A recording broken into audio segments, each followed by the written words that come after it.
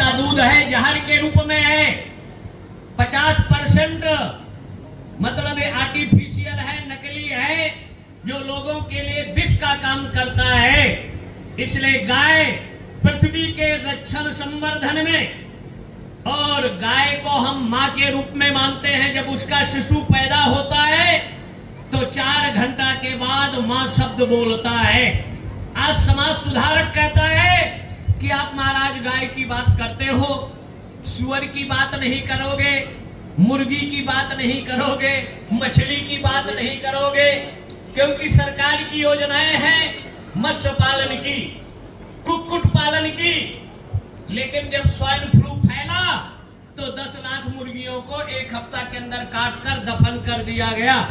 लेकिन गाय का रक्षण संवर्धन अगर आपके जीवन में है और आप गोव्रती हैं, गाय का छाछ लीजिए, गाय का दही लीजिए, गाय का घृत लीजिए, गाय का दुग्ध लीजिए, गाय का मूत्र लीजिए, और गोबर, ये कृषि प्रधान भारत देश है, उसके गोबर का जीवामृत बनाइए।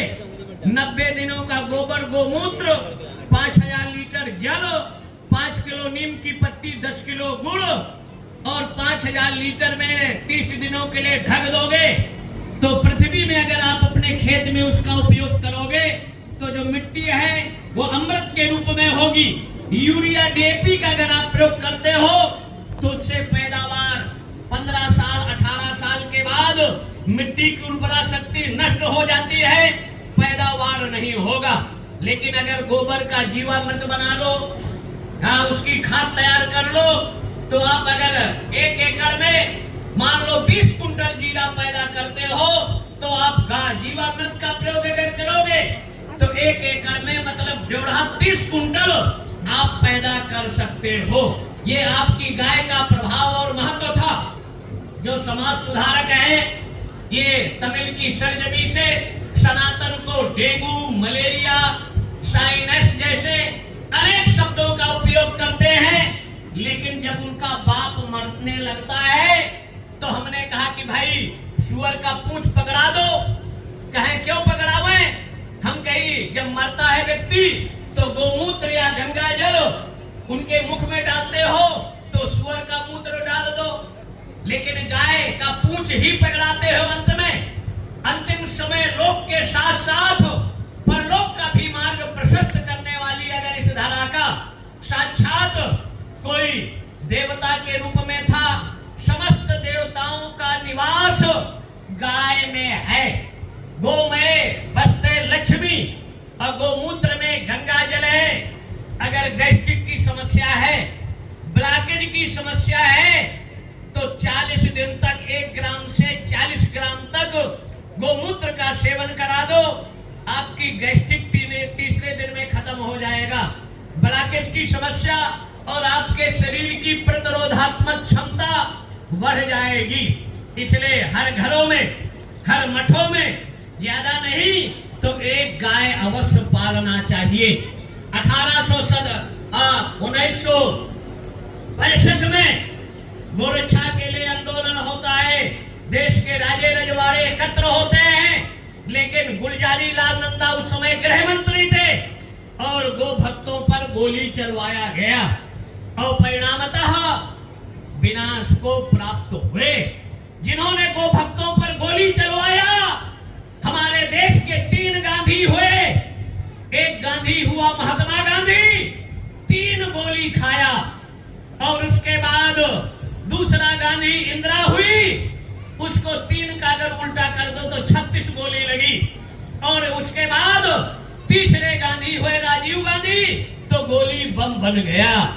तो जो गो भक्तों पर गोली चलवाता है भगवान उसको देखता है और वो देर नहीं होती, क्योंकि गाय जब इस पृथ्वी पर अनाचार, दुराचार, पापाचार होता है तो इस पृथ्वी गो रूप धारण करती है, और इस पृथ्वी को परमात्मा इसकी रक्षा के लिए राम भी अवतार लेते हैं तो विप्रधेन सुर संत हित, और कृष्ण के अवतार का भी प्रयोजन गाय का संरक्षण, संवर्धन और संतों का जो सम्मेलन है उसका भी आधार गाय है। गाय को ही स्वतंत्रता के संघर्ष 1857 की क्रांति में जब गोली पर चर्बी लगाई गई तो मंगल पांडे ने क्रांति किया था, उसका भी आधार गाय था। और अगर परशुराम शास्त्र अर्जुन के झगड़े का कारण भी गाय था, विश्वामित्र और वशिष्ठ के झगड़े का कारण भी गाय था, और आज भी हमारी आस्था श्रद्धा का केंद्र बिंदु गाय है। ये माताएं कुछ काल तक अपना दूध पिलाती हैं, लेकिन ज्यादातर माताएं अपने शिशुओं को अपना दूध ना पिलाकर बोतल का दूध पकड़ा देती हैं, और उस बोतल की ऐसी आदत पड़ती है कि आजीवन बोतल से छुटकारा नहीं मिलता।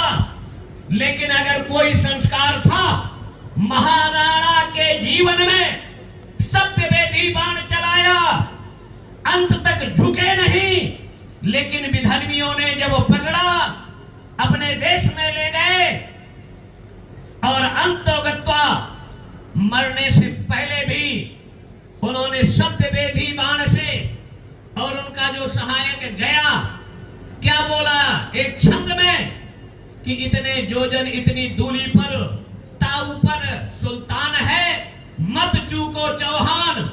पट्टी बांध दिया गया आंखों में, ऐसे ऐसे शक्तिशाली हमारे यहाँ रहे, लेकिन आपसी लोगों ने साथ न देने से जब विधर्मी पकड़ता है ये छिपा नहीं है। लेकिन वर्तमान परिस्थितियों में आपको एक संगठित जब विधान आप लोग चुनते हैं तो विधायक मुख्यमंत्री का निर्णय लेता है कि नहीं लेता। अगर आप सांसद चुनते हैं तो सांसद प्रधानमंत्री का निर्णय लेगा कि नहीं लेगा, कि आप लोग लोगे आपके चुने हुए प्रतिनिधि। और वैसे मठों के निर्णय का आधार उनके, जैसे आप अपने पुत्र अपनी संपत्ति का अधिकार किसको दोगे, अपनी बेटी को दोगे कि बेटे का दोगे, आपके गांव पड़ोस वाले निर्णय नहीं लेंगे, निर्णय उसका बाप लेगा कि अपनी प्रॉपर्टी किसको देगा। वैसे स्थिति और परिस्थितियों में तो संतों का निर्णय संत ही लेता है, इसमें किसी को संशय नहीं रहना चाहिए और बाधक नहीं बनना चाहिए। जैसे आर्मी का कर्नल जनरल बनेगा तो उसकी नियमावली निर्णय लेगा, पुलिस का अधिकारी कौन बनेगा तो उसका निर्णय पुलिस के ही लोग लेंगे। तो वैसे जैसे सभासद नगर निगम के होते हैं तो चेयरमैन का निर्णय वो लोग मिलकर लेते हैं, तो संतों का निर्णय संतों को लेने का जन्म सिद्ध, कर्म सिद्ध और शास्त्र सिद्ध अधिकार बनता है कि नहीं बनता।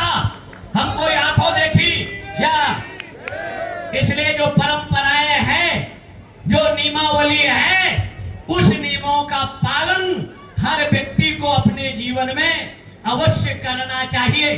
और अगर करोगे, ये मठ झगड़े के केंद्र नहीं है, मठ हमारी आस्था के केंद्र पहले भी थे और आज भी है, और जब तक सृष्टि रहेगी तब तक ये आस्था के केंद्रों को कोई डिगा नहीं सकता, कोई हमसे छीन नहीं सकता।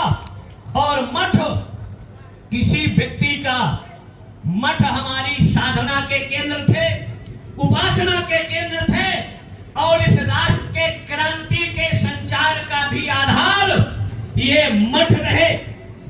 जब विधर्मियों ने सनातन पर प्रहार कुठार करते रहे, तब भी इन मठों से, जैसे राजाओं ने आजादी के संग्राम में राजाओं को हैंड ओवर कर लिया सरकार ने, क्रांतिकारियों को अगर सहयोग कहीं से मिला तो इन मठों और मंदिरों के सहयोग से क्रांति हुई और अंग्रेजों को भारत की सत्ता छोड़कर जाना पड़ा।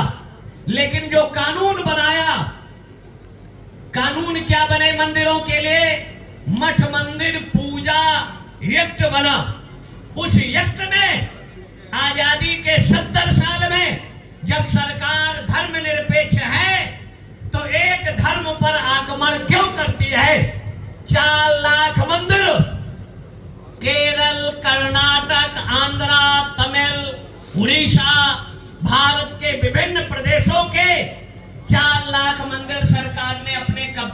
लिया। कश्मीर के 4,500 मंदिर, जैसे हमारे सभापति जी ने महाराज ने कहा, सरकार ने अपने अंडर में ले लिया। लेकिन किसी सरकार ने हिम्मत नहीं किया कि एक चर्च ले ले, एक मस्जिद ले ले। तो अगर आप धर्मनिरपेक्ष हो तो एक धर्म के स्थलों को आप अधिग्रहण क्यों करते हो? और परिणामतः अब वो समय आ गया है, ज्यादा दिन दूर नहीं, कि सरकार के कब्जे से जितने हमारे धर्म स्थल हैं 2024 से 29 के बीच में कानून का संशोधन होगा और सनातनी जनता और संतों के हाथ में उसका अधिकार मिलेगा। उसकी जो प्रॉपर्टी है, मंदिरों में धन कौन देता है? सनातनी। तो उस पैसे का उपयोग गायों का संरक्षण या उससे विद्यालयों का निर्माण, खरंगो धेयो वेदो गेयाश्च, 14 विद्याओं का, या जो साधक तपस्वी हमारे संत हैं उनकी साधना उपासना में उस धन का उपयोग होना चाहिए। लेकिन वो पैसा जाता कहाँ है? वक्फ बोर्ड को चला जाता है, ईसाई मिशनरियों को चला जाता है, और एक मदर टेरेसा नाम की विदेशी लड़की यहाँ आती है और शिक्षा के नाम पर पहला चर्च आजादी के बाद बंबई में बना, और यहीं के जनरल करियप्पा थे, उन्होंने विरोध किया कि भारत में चर्च की जरूरत नहीं है, क्योंकि ये सनातनियों का देश है, कल्चर है, इसमें बाधा नहीं होना चाहिए। परिणामतः पहला चर्च वहां बना, और बनने के बाद अनेक तरह की स्थितियां निर्मित हुई। आज मेघालय में हर 20 किलोमीटर, मतलब 20 साल पहले 5 किलोमीटर के 25 किलोमीटर में चर्च था, आज 500 मीटर 1 किलोमीटर में चर्च है, और 35 से 60% आबादी ईसाई बन गई।